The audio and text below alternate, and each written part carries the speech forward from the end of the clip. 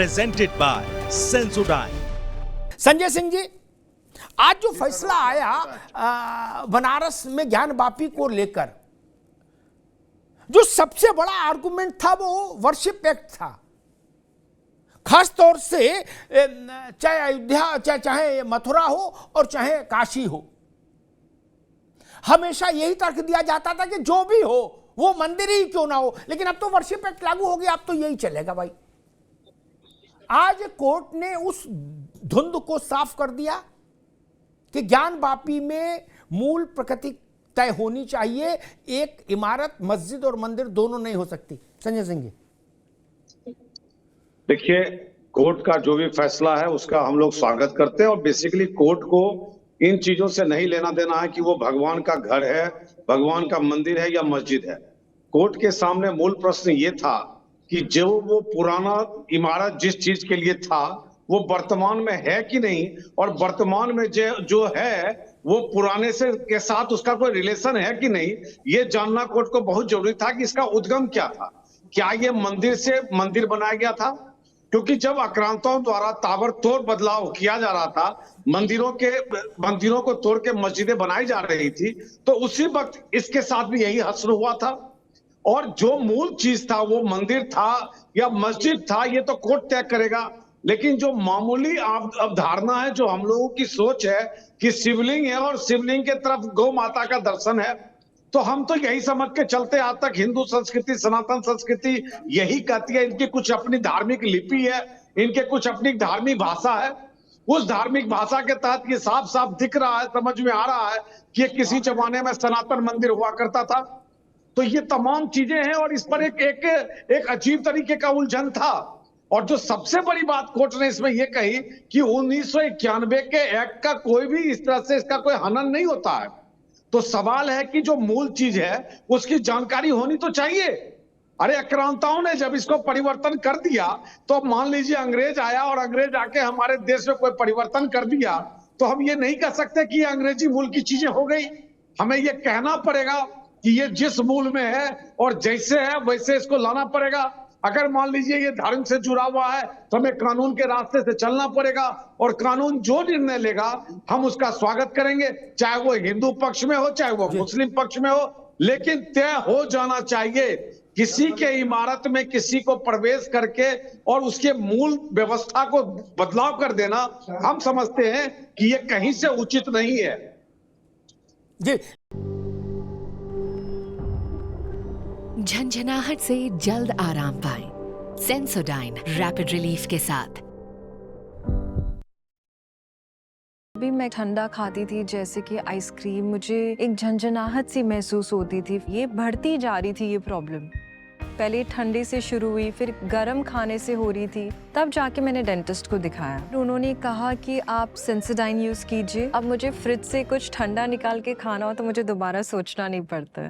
दानिश कुरैशी साहब, क्या ये पूरे मुल्क के लिए, पूरे देश के लिए बेहतर नहीं है, हिंदू मुसलमान सबके लिए, कि 6 महीने में लोअर कोर्ट फैसला दे दे? जो असहमत हो हाई कोर्ट चला जाए, साल 6 महीना हाई कोर्ट उसमें अपना विजडम इस्तेमाल करे, उसका फैसला आए। जो असहमत हो सुप्रीम कोर्ट चला जाए। एक मोटे अनुमान में मान के चलते 3 साल में शताब्दियों का झगड़ा समाप्त हो जाए। नहीं, क्या समस्या क्या इसमें? यह चलता रहे, तब तो फिर बात गड़बड़ा जाएगी।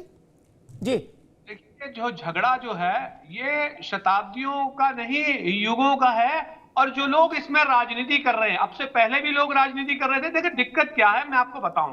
भारतीय जनता पार्टी के जो प्रवक्ता बैठे हैं, मैं खास एक बात बताऊं, इनकी परेशानी ये है कि इनको बाबर से नफरत है। इनको बाबर से नफरत है तो मोहब्बत हमको भी नहीं है, लेकिन हमको मोहब्बत बाबरी मस्जिद से है। देखिए, इनको नफरत औरंगजेब से है, हमको मोहब्बत ईदगाह से है। तो हमारी जो आस्था का केंद्र है, हमारे लिए वो इंपॉर्टेंट है, और इनके लिए जो नफरत के केंद्र हैं वो बाबर है, औरंगजेब है, अकबर है, हुमायूं है, चाहे जो भी हो। तो इनकी नफरत अपनी जगह पे है, लेकिन उसके चक्कर में ये जिस तरीके से मुसलमानों के जितने भी धार्मिक स्थान हैं उनको टारगेट बनाने की कोशिश कर रहे हैं, बाकायदा एक लॉबी के तौर पे। आप देखिए इसमें जो पक्षकार है एक, वो खुले तौर पे ये कह रहे हैं कि हम बहुत सारी और जल्दी ये जो मस्जिदें हैं, अरे जो वो हैं जितने भी कॉन्ट्राडिक्ट जगह हैं, उन सारी जगहों का तो करिए आप। तो आप देश में क्या करना चाहते हैं ये क्लियर आप बिल्कुल साफ तौर पे समझ में आता है। और सुनिए, मैं खास कहूं बाबरी मस्जिद के मामले में सुप्रीम कोर्ट ने क्या कहा था।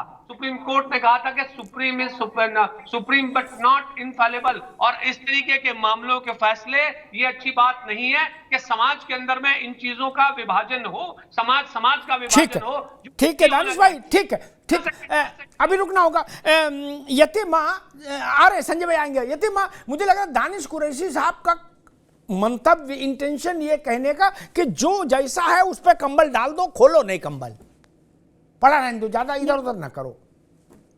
अमिताभ जी, और लड़ाई इसी बात की कि कंबल उठ जाए तो क्या बुराई है? नहीं अमिताभ जी, कंबल उठेगा ना तो फिर बहुत सारी गंदगी सामने आएगी।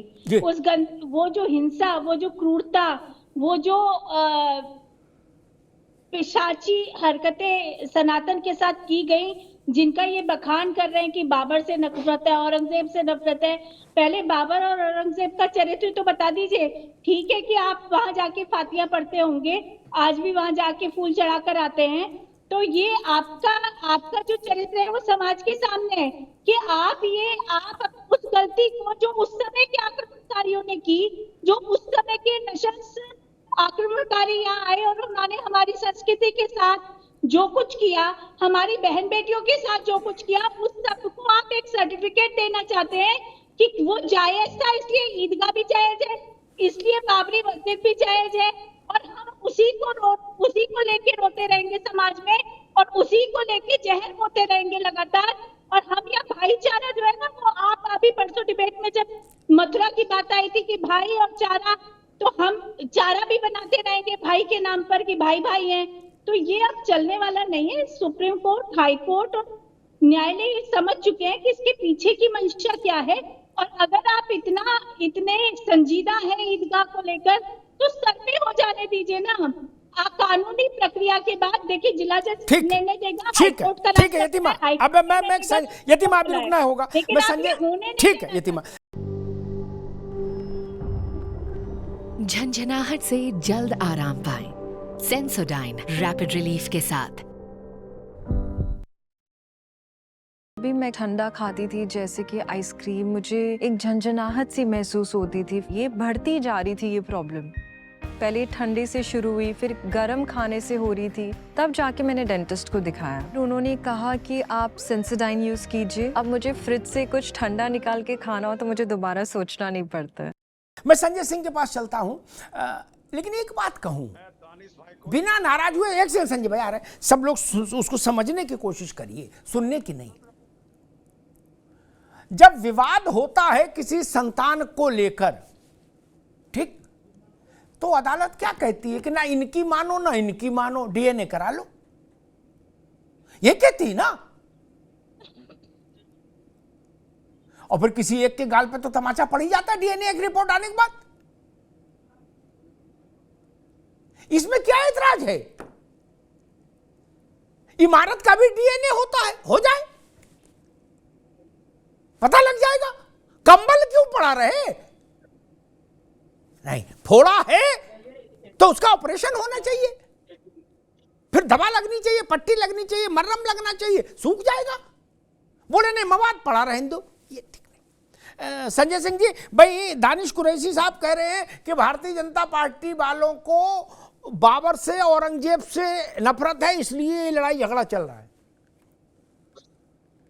देखिए, मैं दानिश भाई के इस बात को स्वीकार करता हूं कि हमें नफरत आक्रांताओं से है, हमें नफरत अंग्रेजों से है, हमें नफरत भारत पे आक्रमण करने वालों से है, लेकिन हमें नफरत मुसलमानों से नहीं है। अगर भाजपा, भारतीय जनता पार्टी को नफरत मुसलमानों से होता तो 20 करोड़ 23 करोड़ लोगों को, जो मुस्लिम वर्ग के लोग हैं, उनको मुफ्त का राशन नहीं दिया जाता। अगर नफरत मुसलमानों से होता तो 2 करोड़ से ज्यादा मुसलमानों को मकान नहीं दिए जाते। अगर नफरत मुसलमानों से होता तो 6 करोड़ से ज्यादा मुसलमानों को ये बिजनेस करने के लिए, व्यापार करने के लिए मुद्रा लोन नहीं बांटे जाते। भारत के हर व्यवस्थाओं का हक मुसलमान भाइयों को उतना ही दिया जा रहा है जहां हिंदुओं को दिया जा रहा है। लेकिन हाँ, हमें नफरत है, बाबर से, हमें नफरत है औरंगजेब से, जिसने भारत को तहस-नहस किया, यहाँ की संस्कृति को तोड़ने मरोड़ने का कार्य किया, और ये नफरत हम जीवंत करते रहेंगे। लेकिन इस नफरत का, मुसलमानों से नफरत करने का कोई सरोकार नहीं है। हम अगर अंग्रेज से नफरत करते हैं तो इसका यह मतलब नहीं कि अंग्रेज में क्या कहते हैं, इंग्लैंड में रहने वाले हर व्यक्ति से हम नफरत करेंगे, या यहाँ जो ईसाई धर्म के लोग हैं हम उनसे नफरत करेंगे। नहीं, जो अंग्रेज इस देश को लूटा है हम उस अंग्रेज से नफरत करते हैं। जो आक्रांता इस देश को तहस-नहस किया है, बर्बाद किया है, सैकड़ों लाखों का लाश बिछाया है, हम उससे नफरत करते हैं। और सच्चाई ये है कि मर्दानगी तब होती जब एक बेहतरीन मस्जिद का निर्माण किया गया होता। ये तो बुज़दिली थी कि उस समय ये आक्रांता किसी मंदिर को तोड़कर उसके हिस्से को मस्जिद बनाया। और आपने सही कहा, जब ये विवाद हुआ तो संतान क्या है इसका फैसला कौन लेगा? कोर्ट ही तो लेगा, और कोर्ट फैसला ले रहा है। कोर्ट डीएनए टेस्ट करवा रहा है, और जो कोर्ट डीएनए टेस्ट करा के सामने लाएगा वो हिंदुस्तान के हर एक नागरिक को, 140 करोड़ की आबादी को मंजूर होगा।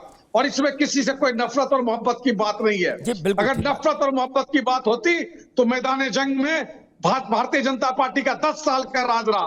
कहीं कोई उत्तर प्रदेश के अंदर बताइए हिंदू मुस्लिम का कोई युद्ध हुआ हो, कोई लड़ाई हुआ हो? वो दिन इनको भूलना नहीं चाहिए जब हर एक महीने में 2 बार हिंदू मुस्लिम के बीच में लड़ाइयां हुआ करती थी। नफरत का माहौल उस वक्त था। आज मोहब्बत का पैगाम मोदी जी दे रहे हैं और उसे इन्हें स्वीकार करना पड़ेगा। ठीक है संजय भाई, अभी रुकिए। संजय भाई रुकिए, ये मुसलमानों से मौलाना एजाज अतर साहब, संतान किसकी, इस पर जब 2 लोगों में झंझट हो जाए तो सबसे सस्ता, सुंदर और टिकाऊ, भरोसेमंद, दुनिया भर में मान्यता प्राप्त उपाय क्या है? डीएनए करा लो, एक के माथे पे तिलक लग जाएगा, एक के मुंह पे काली पुत जाएगी, बात खत्म, घर जाओ, रिक्शा करो, अपना अपना घर जाओ, कलेश खत्म। नहीं, वैसा ही मथुरा और ज्ञानवापी का भी डीएनए हो जाए, जो आज हाई कोर्ट ने कहा कि वैज्ञानिक सर्वे हो जाए, जितना हो गया उतने से पता लगता हो कि मंदिर है कि मस्जिद है तो ठीक, नहीं लगता हो तो आगे और सर्वे करा लो, वजू खाने का भी करा लो, लेकिन इस झंझट को क्लियर करो। इसमें तो ऐतराज नहीं होना चाहिए किसी को। इसमें बाबर और औरंगजेब की बात कहां से आ गई? अब तो बाबर वापस आ नहीं सकता, औरंगजेब भी नहीं आ सकता, खिलजी भी नहीं आ सकता, नादिर शाह भी नहीं आ सकता। वो दिन हवा हुए जब पसीना गुलाब था, अब कहां कुछ रखा है? नहीं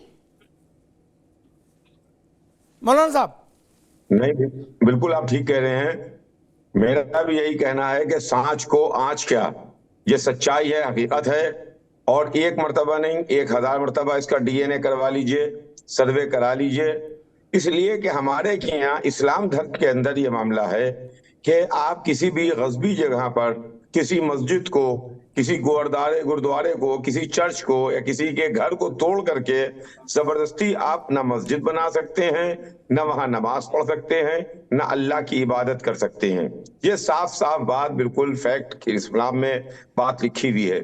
तो जब ये आप कह रहे हैं, बेशक ये चीज सर्वे से साबित हो जाएगी, सर्वे रिपोर्ट आने के बाद, और 6 महीने के अंदर अंदर जिला न्यायालय इसका फैसला सुनाएगी। बेशक सर्वे जी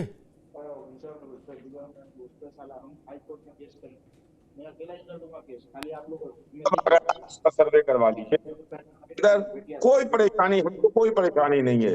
इसलिए कि हम इसको मस्जिद मानते हैं और ये बात मानते हैं कि देखिए ये मस्जिद अगर कोई गज़बी जगह पर है तो वो मस्जिद हो ही नहीं सकती है। गज़बी जगह के ऊपर जबरदस्ती के लिए किसी जगह पर बना दिया जाए तो हम कभी उसको मस्जिद नहीं कहेंगे। बिल्कुल ठीक बात है अतर साहब। झंझनाहट से जल्द आराम पाएं। सेंसोडाइन रैपिड रिलीफ के साथ। अभी मैं ठंडा खाती थी, जैसे कि आइसक्रीम, मुझे एक झंझनाहट सी महसूस होती थी। ये बढ़ती जा रही थी ये प्रॉब्लम। पहले ठंडे से शुरू हुई, फिर गर्म खाने से हो रही थी, तब जाके मैंने डेंटिस्ट को दिखाया। उन्होंने कहा कि आप सेंसोडाइन यूज़ कीजिए। अब मुझे फ्रिज से कुछ ठंडा निकाल के खाना हो तो मुझे दोबारा सोचना नहीं पड़ता है।